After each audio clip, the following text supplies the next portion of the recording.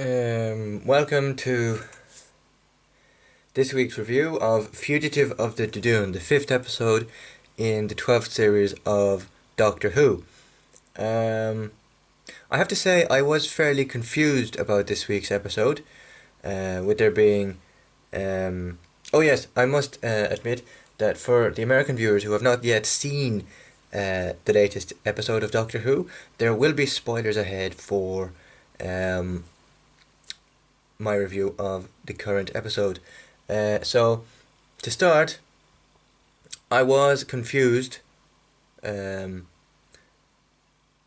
the beginning of the episode, and I think I possibly still am. But nonetheless, it's a return to form, and quite honestly, I wasn't expecting. I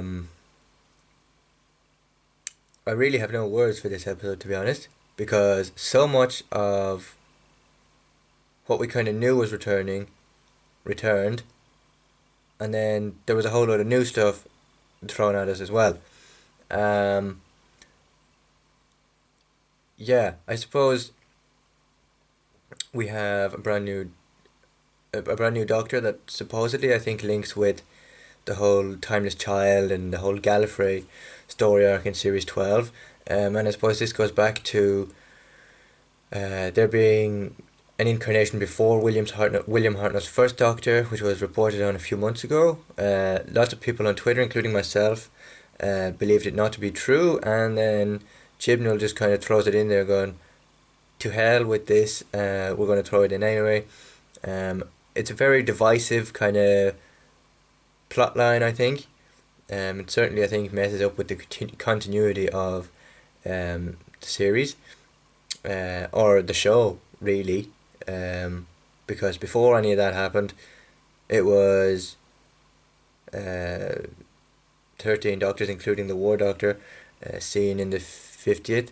And then he goes ahead and throws in an incarnation that existed before William Hartnell's first Doctor, which kind of throws...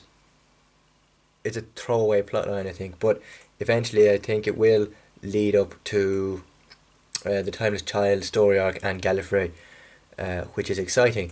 Another one I want to talk about in this week's episode is, I think her name is Jo Martin.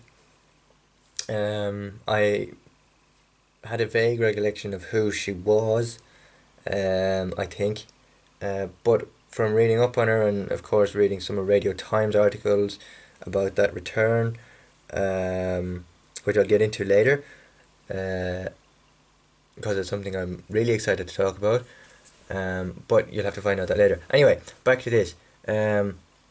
So,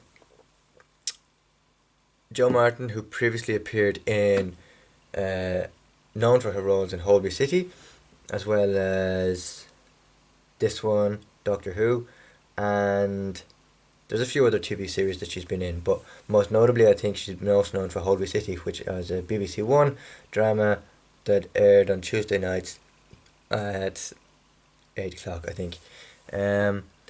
Yeah, first of all, this is what I'm getting at with the whole incarnation before William Hartnell's Doctor, and the fact that there's an incarnation before the first Doctor, and that it just wouldn't be possible. This is what I'm talking about when Chibnall says, "Oh, to hell with the whole 1 to 13 Doctors.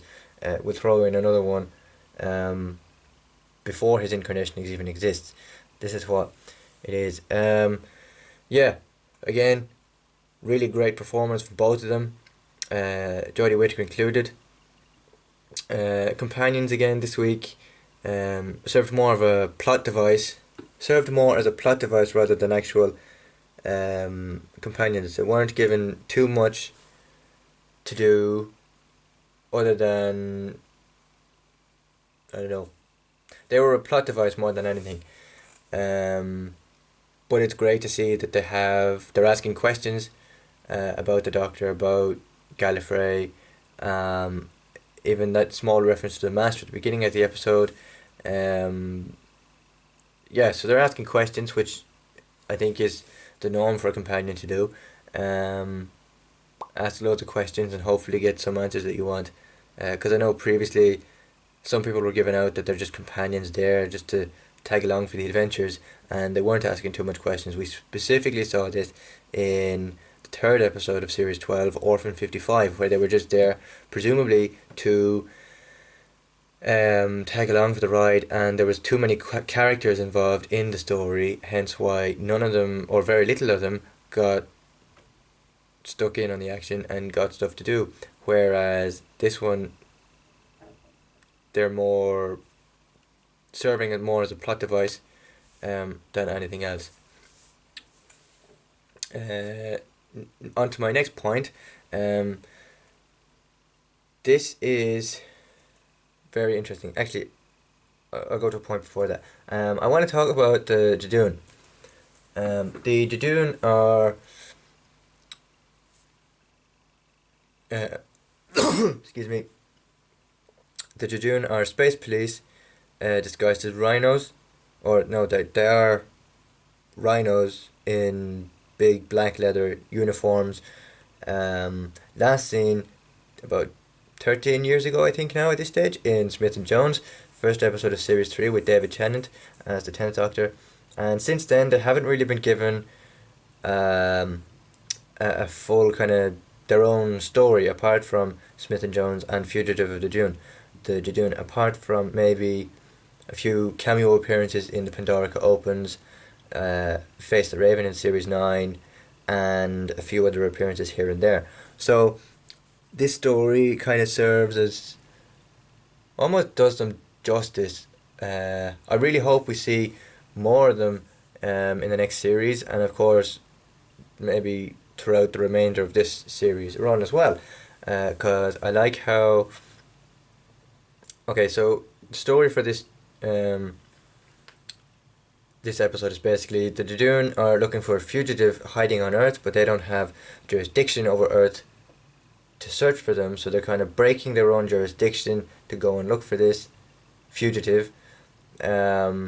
We then find out later on in the episode that the fugitive that the Judoon are looking for is the second version of the Doctor that I talked about, which is Joe Martin's character, who did a phenomenal job as the Doctor. And to be honest, I wouldn't mind her as the Doctor in the next series, or the series after the next one, because it was confirmed earlier this week that Jodie Whittaker is staying on for Series 13. I have more news on that in a separate video. So I wouldn't mind if they went with Joe Martin as the Doctor for Series 14, if Chibnall decides to continue on the trend of a female Doctor into Series 14, that is. But anyway, that's what that links to. So yeah, they don't have jurisdiction over Earth, but they break that jurisdiction to find the fugitive that they're looking for. The fugitive turns out to be the second Doctor that we spoke about in this episode, and I have to say the second Doctor's TARDIS looks very much like William Hartnell's first Doctor's TARDIS, with the pale blue kind of console and the roundels on the walls.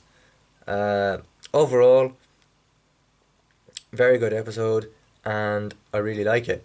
It possibly has to be one of my most favorite episodes of the series so far. Whether that changes throughout the series, I don't know. But so far, this is one of my favorite episodes for Series 12. Now, my final point on this is I want to talk about John Barrowman's triumphant return to the Doctor Who universe as Captain Jack Harkness. It's been 10 years since John Barrowman has returned to Doctor Who as the titular character. He has said in the past that he would very much like to continue portraying the character as John Barrowman, and it was suggested that last series he was. It was rumoured last series that he was going to be part of Jodie Whittaker's first series. He denied those rumours, and if I can remember correctly, he said that at the time of asking him, he he wouldn't do it because it wasn't up to him. But if he was asked again, if he was asked by any of them, he would do it at the drop of a hat. Obviously, we now have him in series 12. Hopefully, this is not the last of him.